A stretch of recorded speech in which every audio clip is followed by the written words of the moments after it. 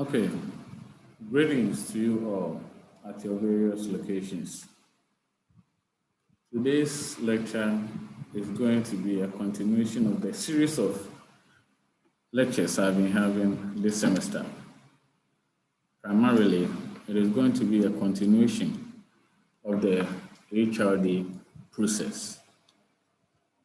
We began the semester with some foundations of what learning is. Then we continued with a little bit of explanation on what employee behavior tool is. Then we continued with training needs assessments or HRD assessments. Right after that, we continued the semester with training design. Now, by the time you watch this video, it is assumed that you understand what training needs analysis is, or what training, basically what needs assessment is. And you also understand how the information that you arrive at as a result of the needs assessment can be used to design an HRD intervention. So basically, I'm talking about training design. So at this point in time, it is presumed that we understand what training needs assessment is, what the training design is, and how you can actually design an HRD intervention. And today we are going to learn how the training or HRD intervention can be implemented to achieve the desired result, which is bringing about a relatively permanent change in the cognition, affects, and behavior of employees. So, with respect to the outline we'll be using today, primarily, I will start off with a little bit of introduction on what training implementation is and why it is even important. Then we'll go straight, since we do not have a lot of time or luxury of time at our disposal this semester, we'll go straight to the various strategies that can be used to implement HRD intervention. So we have the training delivery methods, whether you are choosing an on-the-job method or off-the-job method. And if it is on the job, what are the specific types that you can employ? If it is also off the job, what are the various approaches that you can adopt? So off the job ones are basically the ones that we caption as the classroom training approaches. Then we'll bring the lecture to an end. So let's look at them quickly. By way of introduction, it is presumed that we have already conducted the needs assessments, and we have also designed how we want our training program to be like. So clearly, we are now in the know that training is intended to increase the expertise of trainees in a particular area. And when we think about what training methods are, we can say that they can be used to improve the current level of expertise of our trainees.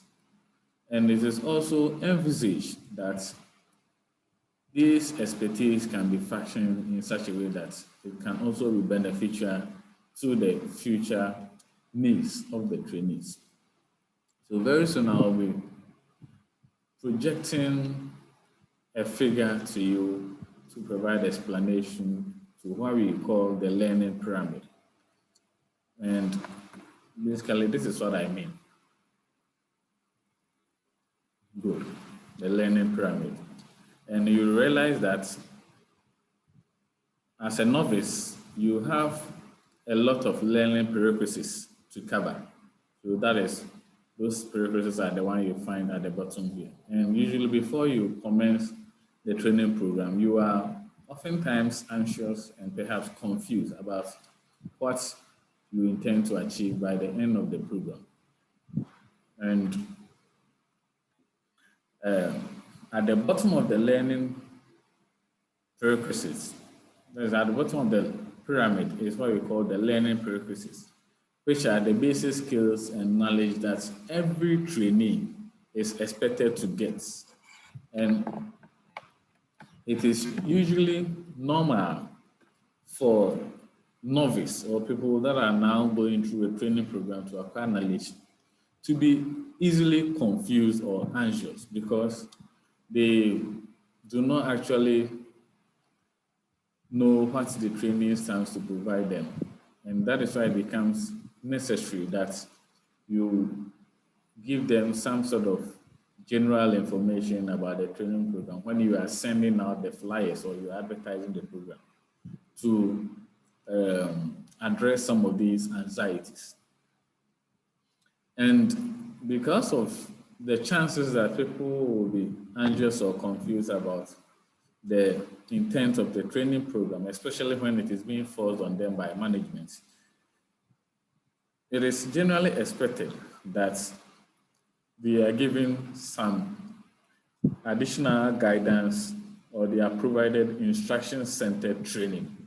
So we are talking about novice or people that are new to a particular intervention you are about to administer, or you are a skill that you now intend to impart in them. Because of their newness to the area, it is very much necessary that you guide them. You don't have to leave them to learn it on their own. Otherwise, they might be learning issues or things which are not readily necessary for them. So that is why we say you have to go by the guided or instruction-centered training. So they need to be closely monitored. Now, in contrast, as trainees exhibit level of expertise, so after taking them through the training program for some time and realize that they are gradually mastering it or demonstrating a lot of know-how in the area, then such individuals become more creative and confident. So at this point, they gradually, if you look at the pyramid, they gradually move from the bottom towards the apex. Okay, they gradually move from the bottom towards the apex. So they become more confident, focused, and they can channel their creativity to areas where they are expected to channel them to, and they're able to even think on their feet to come out with creative solutions. So it is advisable that at this point in time, you give them room to use what we call exploratory or experiential mode of learning. Okay. So that is why we are saying that once they start exhibiting a lot of focus and confidence in their learning outcomes, then the desired or ideal training method are also likely to shift from the instruction-centered approach to what we call exploratory or experiential. And we are saying this because by the time they get to a position where they demonstrate a lot of confidence and creativity, or if you like, a lot of focus and energy in their behavior or cognition or affect, then it is expected that you can now give them some space to practice what they acquired initially to verify whether learning has actually taken place. So that is why we say you have to give them some room to explore as a way of teaching them, even though you'll be monitoring from a distance, or experiential method where they will be practicing the theories and the know-how that they have acquired. All right, so basically this is the pyramid that summarizes how training is implemented from the point of inception where a novice comes to a training center or a novice is taken through an HRD intervention to a point where they reach a pedestal, we can confidently say they have mastered their craft. Now, training methods. Generally speaking, training methods all over the world can be classified on the basis of whether they take place on the job or they take place far away from the employee's normal work settings. So this indicates that training methods in the strict sense of it can be categorized into two main types: on-the-job training methods and off-the-job training methods. So let's pick them one by one. Now, on-the-job training methods. On-the-job training methods, or OJT methods, as the name implies or suggests, it primarily denotes the degree to which training is conducted at a trainee's regular workstation. So anytime we conduct a training program for trainees or employees in this circumstance at their regular workstation or place of work, then we are talking about on-the-job training method. And when we say their workstations, we are referring to perhaps on the desk where the employee continually deliver their responsibilities, or perhaps conducted at the factory setting or an industry where the trainees will be standing by the machinery they work with on a day-to-day basis. Research indicates that on-the-job training methods are the most common form of training that you can come across. And most employees receive at least some amount of training or coaching on the job. And that is why research is alluding to the fact that it is the most commonest form of training method. Now, so virtually any type of one-on-one instruction between co-workers or between employees and supervisor can be classified as a type of on-the-job training method.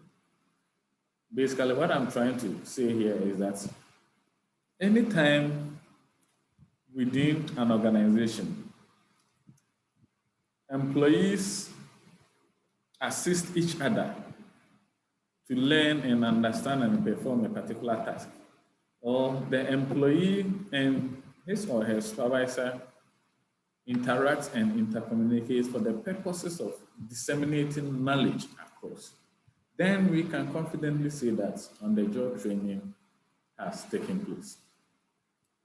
Now, some have even argued that in general, employees learn and retain more through informal learning on the job than they do through formal training programs. So in there too is the implicit communication that it is not always the case you find an organization scheduling a training program where each and every member must go through.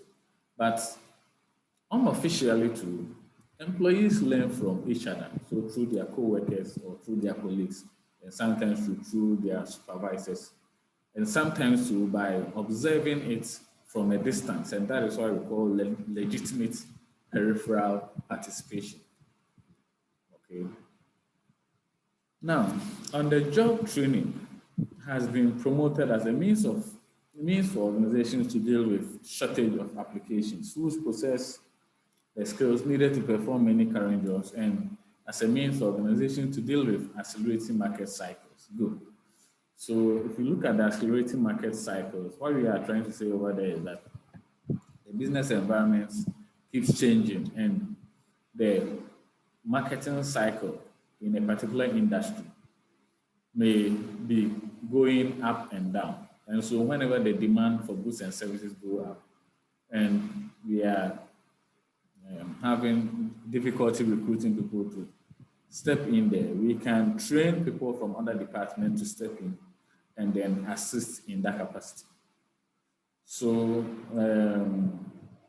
in the same vein, when we are facing such a of applicants or employees in specific areas, what we can do is that we can decide to train people that are already in-house to equip them to a level that we think it is appreciable for them to step in and then perform the task.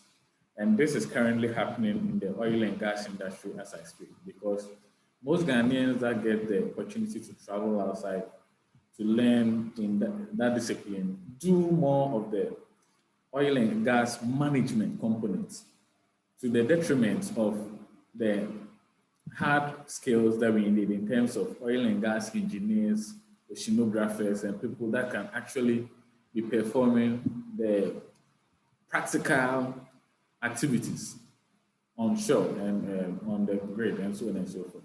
So what is happening now is that these giants like Talo are now training people that already have wealth of experience on the job, but who have the motivation to now learn the engineering aspect so that they will train them and for them to also be delivering on their new portfolio.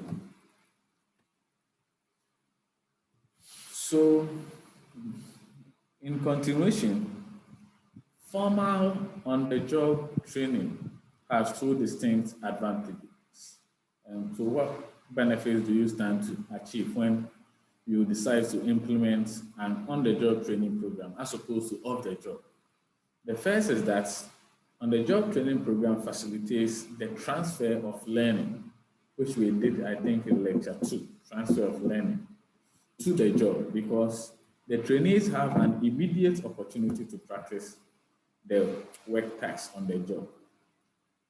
Now, transfer of learning is enhanced because the learning environment is the same as the performance environment. Don't forget, we are talking about on-the-job training, where the employee is being trained on the desk or beside the machinery in their workstation. So which means that they are already familiar with the working environment, and they also get prompted on what they are expected to do. As they make mistakes, they are corrected. So over time, it becomes easier for them to impart the knowledge that they have acquired. Now, the second reason why on-the-job training program has also been identified to be very much beneficial is that it reduces training costs. And this is so because no new training facilities are needed. In most cases, the TNT that would have been incurred if trainees were being shipped to a particular conference center or a classroom to be trained will all not be, they will all not come up in this scenario. Again, because the training is being done in-house, there's no need for you to foot the bill of the facilitator, because the facilitator will be someone in-house, and so you can just provide them some small incentives and so on and so forth. But it also has some limitations. And what are some of the limitations of on-the-job training? The first one is that the job site may have physical constraints such as noise and other distractions, which may inhibit learning. So just picture yourself working in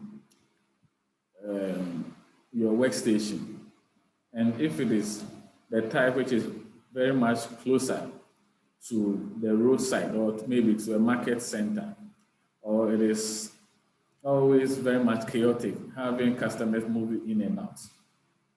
Just picture such a scenario and having a training program over it. You will have a whole lot of distractions interfering with your ability to assimilate what you are being taught. And many other of these problems cannot be changed because of the nature of the job. Yes. So if the nature of the job requires that at any point in time it is open to customers, this implies that as the training program is going on, you will still be distracted by some customers. And they might not understand why you are using your precious time to learn instead of serving them. And it can even affect you. So the third one is that while customers present may inconvenience them and temporarily reduce quality of service. So what we are trying to say is that when you perform on-the-job training, while customers are present, it may create some sort of inconvenience for them. And it may also reduce the quality of service, because don't forget, your attention now is focused on the training intervention which is being administered. And for that reason, you might pay lesser attention to the customers, and they might even come across as a distraction to you. Now, fourthly, OJT involving heavy equipment or chemicals or machinery may threaten the safety of others who are working in close proximity. So we are talking about a situation where the training program is ensuing in a workstation where a lot of chemicals or equipment are being used for demonstrations.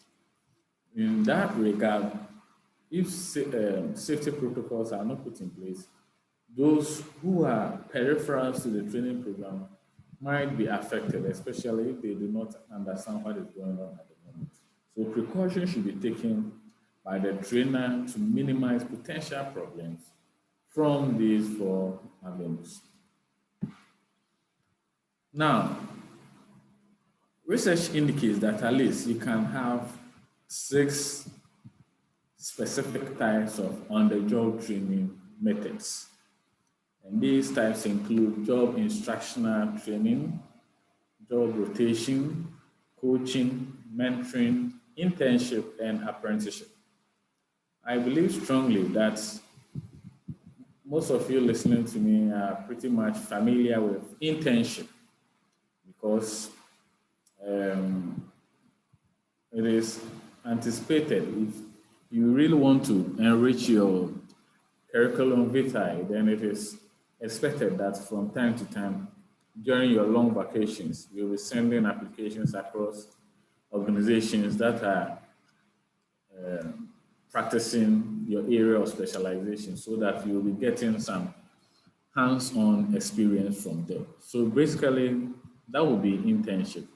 And most of you too are pretty much sure are familiar with coaching and mentoring, but we'll be looking at them shortly.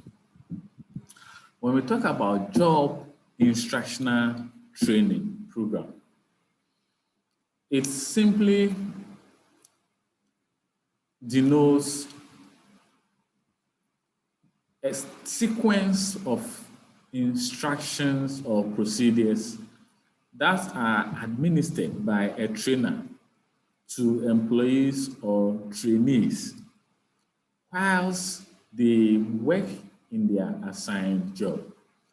So what we are saying here is that whenever a trainer decides to administer series of instructions or guiding procedures to trainees to assist them to deliver their assigned jobs, then we are talking about job instruction training. So job instruction training, just like the learning pyramid I presented, is usually employed in situations where you are administering an HRD intervention to people that are new recruits, so novice. And so it becomes necessary that you establish that close contact and monitoring as you disseminate the training program. Now, job instructional training program has 4 main steps: the preparation stage, the presentation stage, the practice stage, and then the follow-up or evaluation stage. The preparation stage is where the trainer provides the employees or the trainees with training manuals and handouts, or if you like, pamphlets, and then use it as a basis for them to understand what they are expected to do as far as the instructions is concerned. Then after presenting these training manuals to equip or inform the trainees, the second stage commences, which is presenting the task. So this is where an opportunity in presenting the task should be carried out in such a way that the trainee understand and can replicate the task. So what happens is that the trainers can, first of all, demonstrate by following the initial instructions that was presented for the trainee to observe. And right after that, the trainees are also given an opportunity to demonstrate what was presented by the trainer. Now, after a back and forth amount of illustration at the presentation stage, the trainee is given an opportunity to practice. So that is the practice time. And usually during the practice sessions, the trainee is given some opportunity to have time to themselves, to be practicing alone.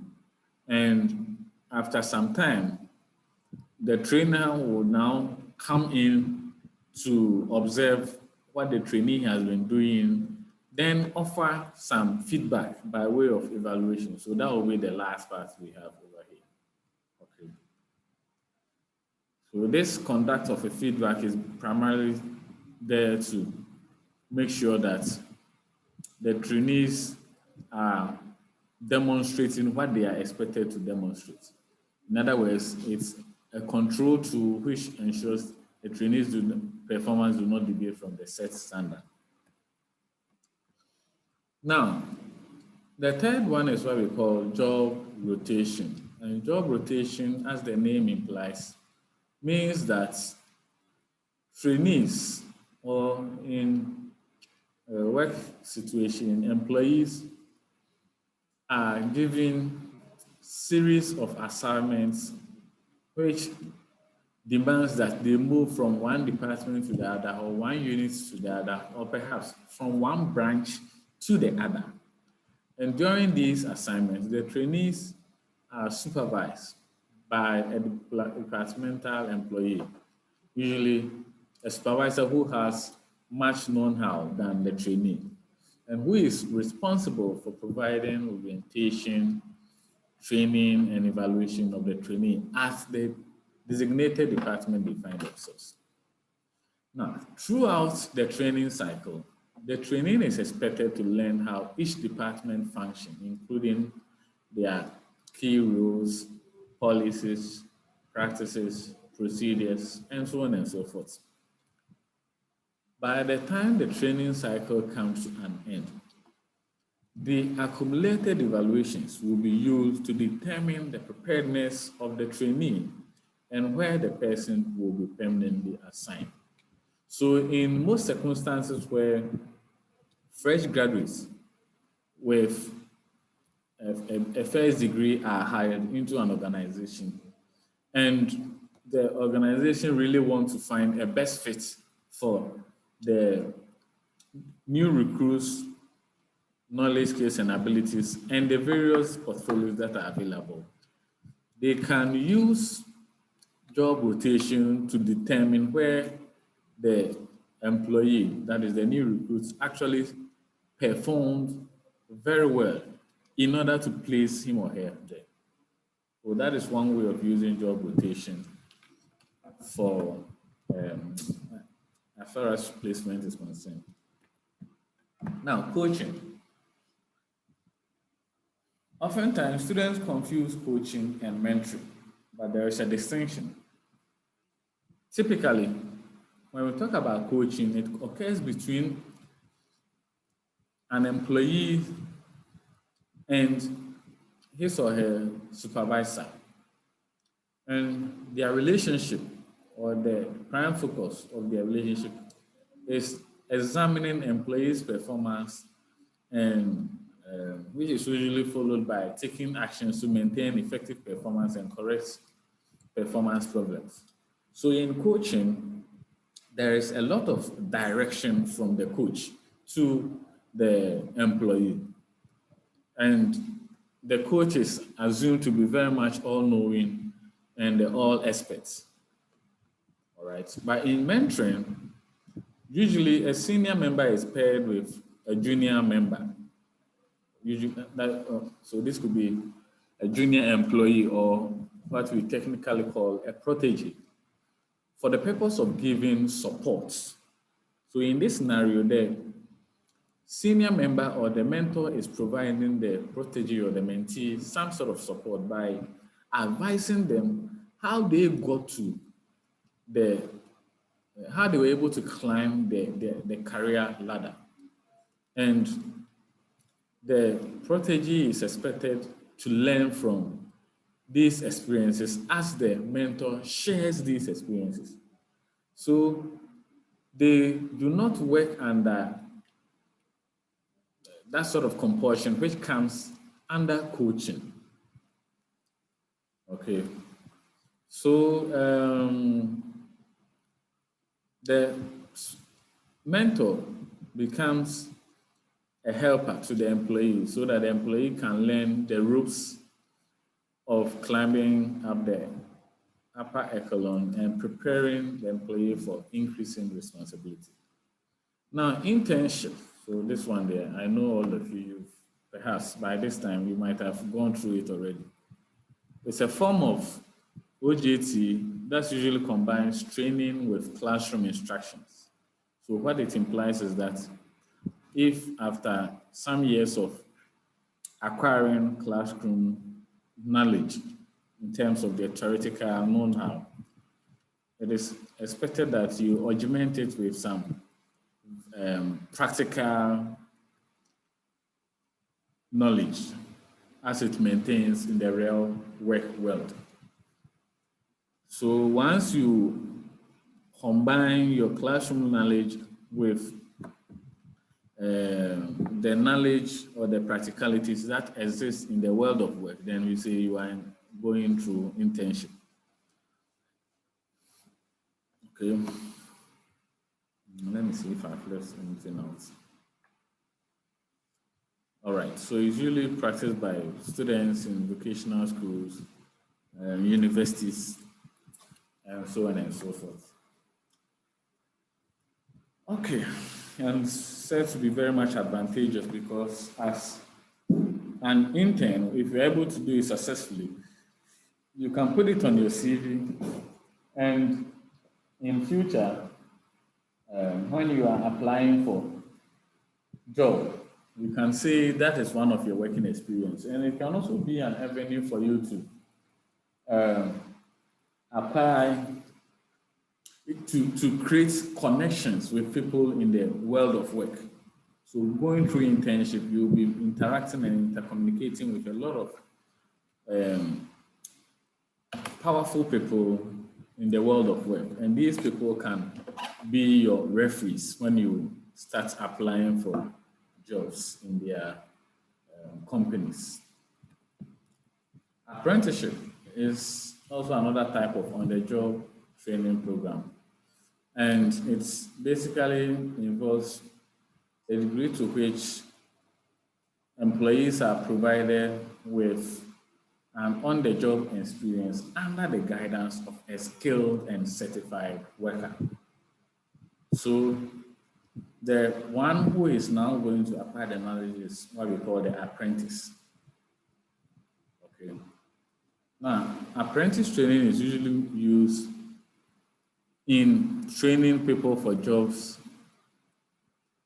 in skilled crafts such as carpentry, plumbing, typesetting, welding,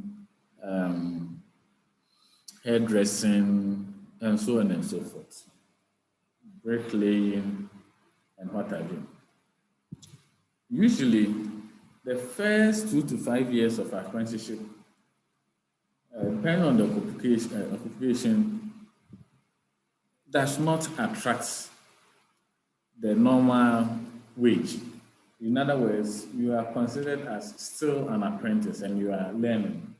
So you are not entitled to be receiving the full salary or wage that a master or an expert is expected to receive. Okay. Now, let's quickly look at off-the-job training programs. And like I mentioned earlier on, off-the-job training programs are those training programs that occur outside the workstations or the premises or the setting where the day-to-day work proceedings ensue. And they are often called classroom training approaches in the sense that it's usually occur in a setting which mimics the general classrooms we use in delivering education. Okay, in this sense, a classroom can be viewed as any training space set up away from the work site, such as the company's cafeteria or a meeting room. And this is also a good way of explaining the off-the-job training program, because the cafeteria is not where the day-to-day work proceedings ensue, or the meeting room is not where we meet customers or we deliver goods and services to customers. All right. So because it is set apart from the main part of the organization where the action takes place, it can still be construed as an off-the-job training program. So although many organizations capitalize on whatever usable space they have available to conduct training sessions, some large corporations have their own well-established training centers. So McDonald's, for instance, have their own training centers where they train their staff on how they can serve their customers with the burger and so on and so forth. NTM also had the same thing. UT Bank, which before it collapsed, was also having its own training center. And as we speak now, Consolidated Bank of Ghana Limited is also having its own training center set apart from their banking premises. Conducting training away from the work setting have several advantages over on-the-job training program. So here we are trying to juxtapose the benefits of off-the-job training program against that of on-the-job. So what benefits do we stand to achieve when we go in for any type of off-the-job training program? Firstly, classroom settings permits the use of variety of techniques such as video or DVD, lecture, discussion, role play, simulation, case studies, and so on and so forth. But when we are operating within the workstations, as it occurs in the on-the-job training program, like job instructional training, it will be very difficult for you to intersperse the training program with, for instance, simulations or with video and so on and so forth. Secondly, the environment can be designed or controlled to minimize distractions and create a climate conducive for learning. So unlike in on-the-job training programs where the training proceedings can be distracted by customers walking in and out and truncating the focus of trainees, in off-the-job training programs, all these extraneous or intruding variables can be rigidly controlled. So you can create the atmosphere to reduce noise, and you can also create the atmosphere to reduce distractions of people moving in and out, and so on and so forth. Now, the third benefit of on-the-job training program is that the classroom setting can accommodate larger numbers of trainees than the typical on-the-job setting, and this allows for more efficient delivery of training. Usually, if a company wants to, for instance, administer customer relations program to enhance the knowledge, skills, and abilities of the workforce in there, it will be very difficult to simultaneously train all of them as they sit by their desk in their various offices. Unless, of course, in this modern era, you can be employing technology, but still, it will be very difficult to get their rapt attention. But in the classroom setting, depending on the number of trainees you have at your disposal, you can always pick a conference hall or a classroom option with larger space to accommodate them so that you get their rapt attention as you deliver.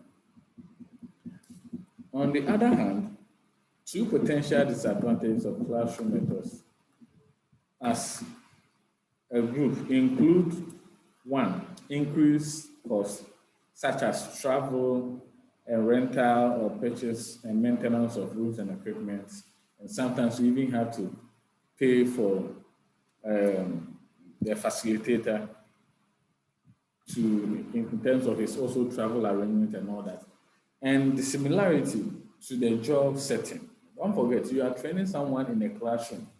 In a classroom, they are sitting in front of a desk and watching the whiteboard or the marker board, or maybe the blackboard, depending on where you are being taught.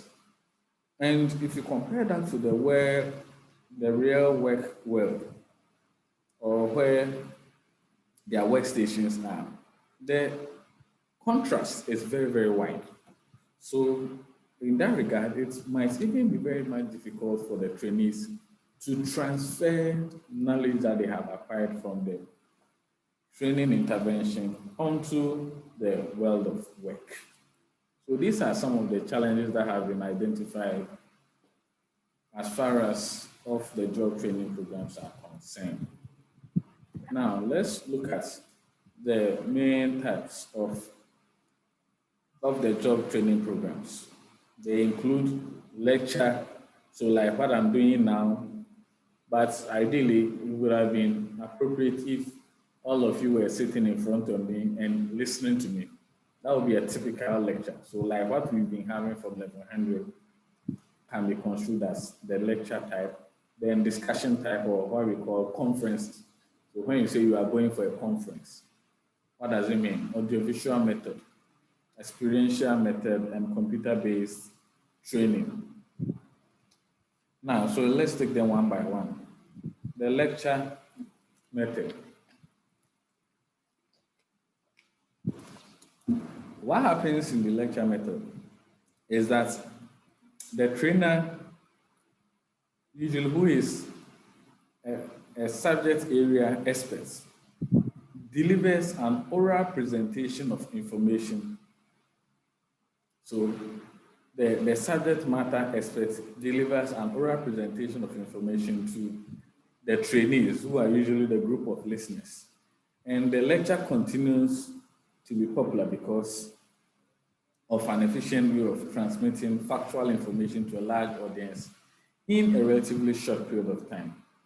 What we are trying to say over here is that when you adopt the lecture method, it means that whoever you are bringing to administer the training intervention is a subject matter expert. So the person is an expert in their line of practice, and they are very much knowledgeable and respectable because of the credentials they possess in that area.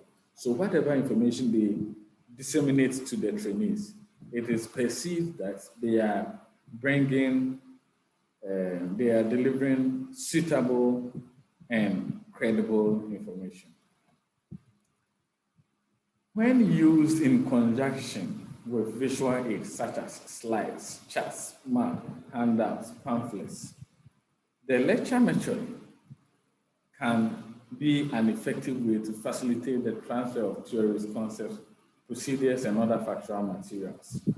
So we are saying that, unlike in the strict sense of it, where the lecturer is expected to come in and lecture and go away with little room for interaction with trainees, when the lecturer augments his transmission of information with slides, charts, and maps, it gives the trainees an opportunity to visualize in their mind's eye some of the issues that are being raised in the lecture proceedings. So it gives them an opportunity to connect with, pictorially connect with some of the things that the subject matter expert is talking about. Now, just like any other method, the lecture method has also been widely criticized, particularly because it emphasizes one-way communication. So as I'm doing now, I'm talking plenty. It is only when maybe I see that someone has raised his or her hand that I will ask whether the person needs clarification, and so on and so forth. So because of this one-way communication that characterizes the lecture method, it has been very much criticized. So we are saying that the lecture method perpetuates traditional authority structure of organizations. So, the authority is all-knowing, and so they must always be issuing the directions and the instructions. But sometimes so, the subordinates or the learners might have different perspectives, which can even make the class much, much lively. So, yeah, the bottom line is that the lecture method encourages passivity on the part of the trainees and boredom. So they become very much bored, especially if all the issues being talked about by the subject matter expert is not very much interesting. And it also encourages passivity because the employees will not be getting an opportunity to participate and interact as the lectures continue. Another related disadvantage of the lecture method is the lack of idea sharing among the trainees. Good. So in the typical lecture method, in the strict sense of it, because it is one way, once the lecturer is done, he gives no room for people to share their knowledge. So to correct some of the challenges or deficits associated with the lecture method, it is admonished that we give room for questions and answers, or after some time, the lecturer can pause for students to ask questions for clarification. The lecturer can also intersperse the HRD intervention with other methods of experiential learning, such as role plays, where the trainees are given an opportunity to play or act out some of the behaviors they are expecting to manifest, so that by acting in front of the larger crowd, that is the trainer and the trainees, people will learn from it, and also based on the corrections and feedback that will be given for the behavior manifested, people will learn from it, in addition to the one who is acting the role out. Again, it can also be interspersed with case studies, can also be interspersed with other forms of experiential methods, which we will look at shortly. Now, the discussion or conference method. So typically, the discussion methods involves a trainer in a two-way communication with trainees, and the trainees in a communication with each other. So you see, this builds on the lecture method. In a typical conference, what happens is that the trainer is given an opportunity to do a presentation. Then after that, there is a session where the trainees will get an opportunity to ask questions based on the presentation for clarification. And after that, the trainees will also share their experiences with each other on what they have learned, how they were expecting things to go, and how they would have wished things should have gone, and so on and so forth. And by interacting with each other in this regard, they get to learn much better. the audiovisual method. So both the lecture and discussion methods are limited in the ability to adequately portray complex events. So sometimes the lecturer will be talking about how matter is transformed from one state to the other. And you have to be struggling imagining these issues in your mind, or how the introduction of Y2K transformed the computing world, and so on and so forth. But sometimes visualizing it in your mind's eye, you might get the wrong picture or perception. So the audiovisual method takes advantage of the various media of communication to illustrate and demonstrate training materials. Okay, this means that audiovisual method can bring complex events or experiences to life by showing and describing them in rich details, which is often difficult to communicate it only through verbal means. So for the purpose of this lecture, we will limit the typologies of audiovisual methods to just the static media, the dynamic media, and telecommunications.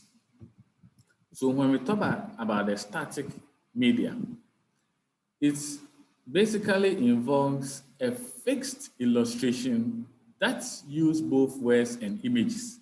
So when you pick your pamphlet, it contains both words and perhaps some diagrams or images.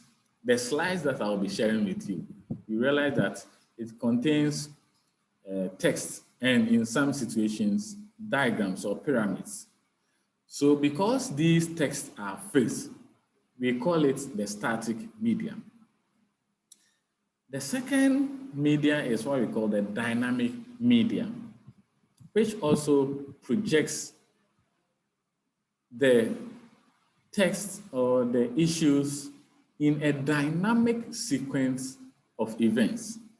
And these dynamic sequence can be transmitted through CDs, DVDs, diskettes, videotapes, and audio cassettes, and so on and so forth. So what we are saying in the dynamic media is that the complex events of life can be captured on a videotape or on a DVD CD. And when this is played back, you can understand how events unfold in this complex narrative that we are trying to communicate. So if you are talking about how, for instance, to drive, how to start a car engine, and it is pre-recorded, and you are going through, it falls under dynamic media because you can see from the beginning to the end, and you can go through it as much as you want. Then we have the telecommunication media, which basically involves the transmission of training program through satellites. So maybe satellite TV or through any internet mediated option. And irrespective of your location, once you are able to connect to the telecommunication device, you can always access this option. And typical example is what we are having now in the era of COVID-19. Right now, most universities and even primary schools are now using both television and the internet to disseminate their education. So there is one program they do as we speak now on, is it GTV Live? Like on one of the GTV stations, which is basically targeting not only primary schools, but secondary schools as well. Okay. Experiential methods. So as the name suggests, it means that we are not only acquiring theoretical knowledge, but we are also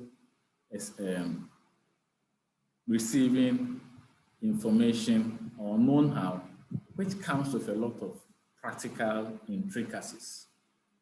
Now, in many of these methods, such as the video lecture, the learner or the trainer is generally assumed to be passive or somewhat passive recipient of the information. Conversely, experiential learning advocates argue that effective learning requires active engagement and experience on the part of the learners. So the core arguments of the proponents of experiential learning is that in addition to the theoretical information that trainees receive, there is the need for a room to be created for them to also practicalize what they've learned. And at the end of the day, it is the practical part that really matters as far as the accomplishment of their tasks is concerned. So experiential training methods commonly used in organizations include case studies, games, simulations, role play, behavior modeling, and so on and so forth. So, and these methods fall more toward the exploratory side of the learning continuum presented in figure 6.2. So the pyramid I presented earlier on, you realize that as the trainees move from novice to become more experts and focused or creative in their use of information, then we say they are recommended to be using the exploratory or the experiential methods. So let's take them one by one. The case study method. Case study. I'm sure last semester you all went through a case study. You were all administered a case study as part of your end of semester examination.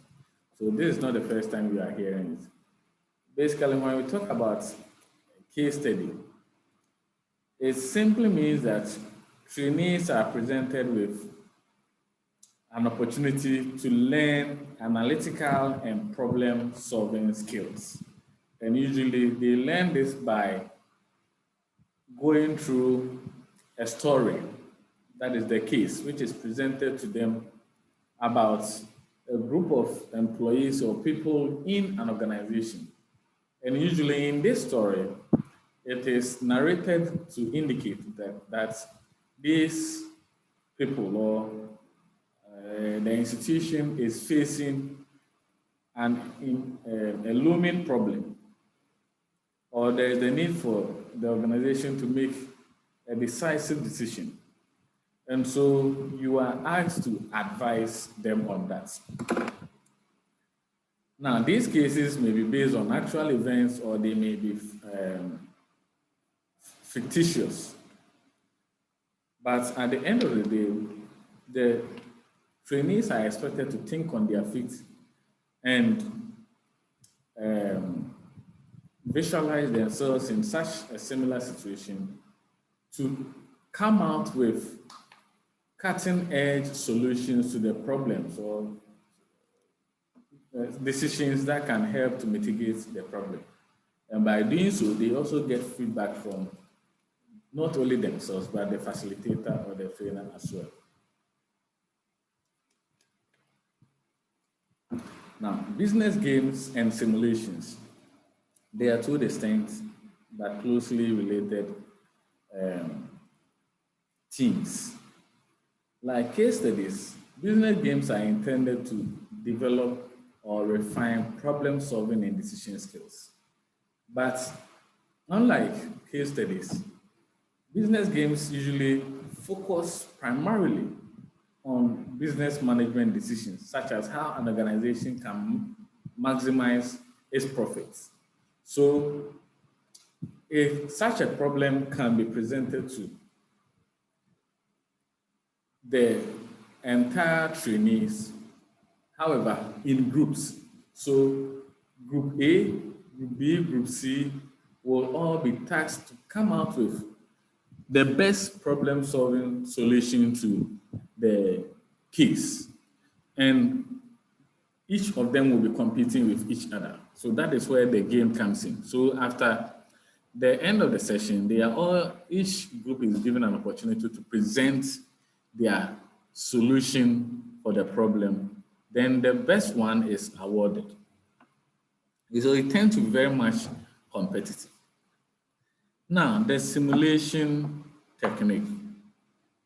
So simulation is a training approach that uses training sites set up to be identical to the work site. So basically, the simulation approach tries to create a a training environment which mimics the real world of work.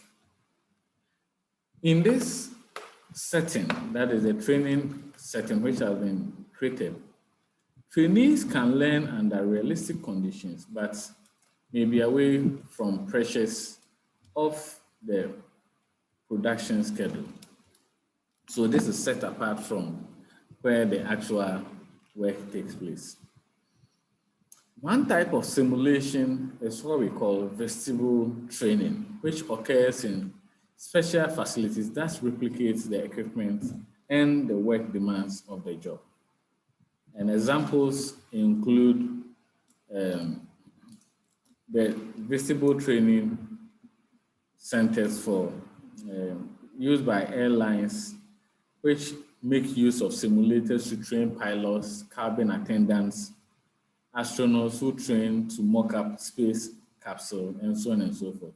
So you can't tell me that when you are training pilots, on the first day, you take them to the plane and ask them to fly to see how high they can go. It's never done anywhere.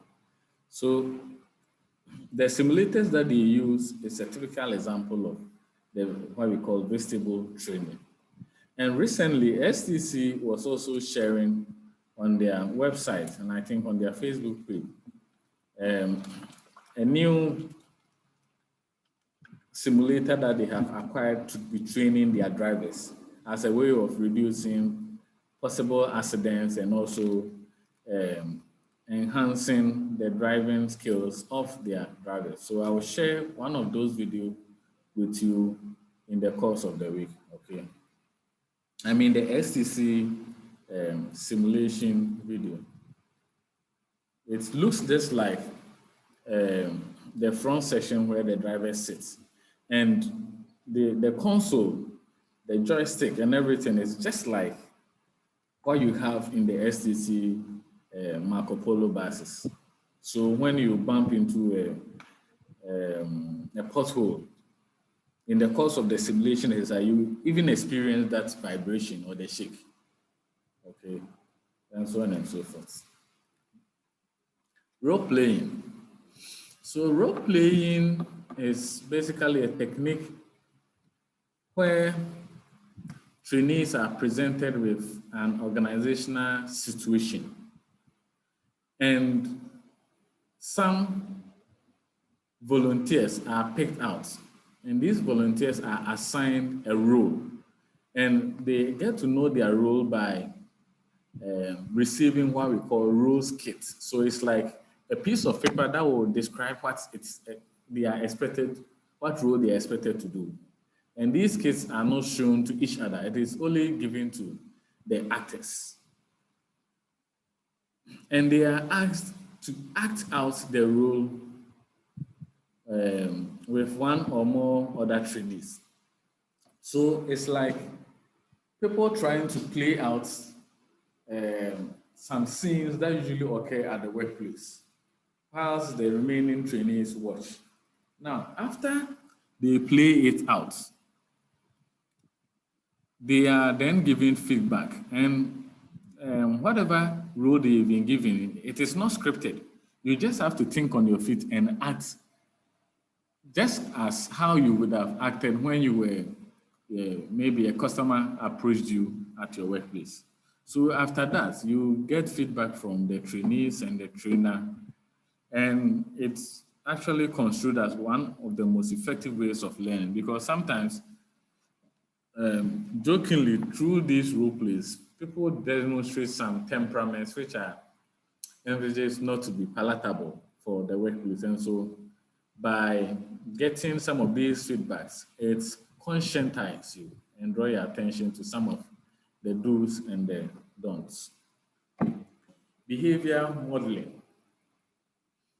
So social learning theory suggests that many of our behavior patterns are learned from observing others. And this explains why children start mentioning words or acting out characters that they find on televisions or even through their cartoons. It's simply because they learn much by observing others. In organizations, also, the same theory can be applied in the sense that employees learn all kinds of behaviors from observing their supervisor, their general manager, their union leaders, and their colleagues who serve as role models. So, by the behavioral modeling technique, trainees are expected to observe a model who performs a task behavior correctly, usually on a DVD or a pre-recorded CD. And this is followed by a discussion of the key components of the behavior, practicing the target behavior through role playing, and receiving feedback and reinforcement for the behavior they demonstrated. Okay, so what we are trying to say over here is that drawing from the social learning theory, we can use behavior modeling technique by pre-recording an accurate behavior that we expect employees to demonstrate and giving them an opportunity to observe these behaviors. So over time, it is expected that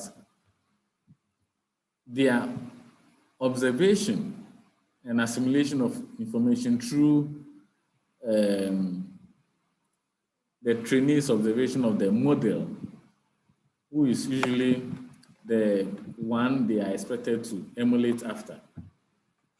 It is anticipated that they will also start mimicking the right behaviors. Computer-based training, which is the fifth type of off-the-job training program, is basically a process of delivering training program through a computer-mediated avenues. So, as mentioned, computer-based training can be conducted using virtual classrooms or via an individual self-paced format. So virtual classroom could be the e-learning platform which has been created this semester for students to be going there to watch some of my videos, download my slides, submit assignments, and the marked ones are also done over there. Quizzes are taken over there. Now, depending on the nature of the HRD intervention, it can be, this computer-mediated training can be delivered in such a way that it is individually self-paced, so that if you think you can use 6 months to actually acquire the knowledge, or the 6 months will be more convenient for you, then the system will be calibrated in such a way that you will be exposed to the information continuously until the 6 months. And some of them can also be non-self-paced, such a way that we expect all trainees to always be at a particular level at the same point in time. Okay. All right, so that will be all for today. And I hope I've been very much resourceful to you. I will entreat you to, in addition to reading your slides, also read any materials which you come across, which you think it can help you to increase your knowledge as far as HRD is concerned. And if there are any concerns, don't hesitate to always get in touch with me. So until we meet again, it's bye for now.